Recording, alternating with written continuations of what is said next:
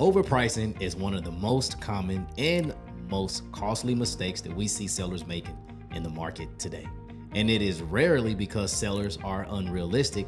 It usually happens because the market has shifted faster than expectations. What worked last year or even 6 months ago doesn't always work for you today. So let's talk about why overpricing even happens and why it can quietly cost sellers time, leverage, and ultimately, what's most important to them, their money.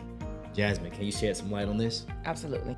One of the biggest pricing mistakes that sellers make is relying on outdated comparisons. Buyers aren't looking at what homes sold 4 months ago. They're definitely not looking at what your neighbor sold your home for. Yes. So comparing your home to what's available right now in Augusta is the most important step. Another issue is pricing with room to negotiate. In today's market, that strategy often backfires. Buyers interpret an overpriced home as a signal to wait, not to negotiate. That's right. And finally, the most expensive mistake of all is missing the first impression window. The strongest interest that a home will ever receive happens in the first 2 weeks of the home being on the market. This is always true. When a home is overpriced, that momentum is lost and it is very difficult to recover. That's why you see houses pricing drop.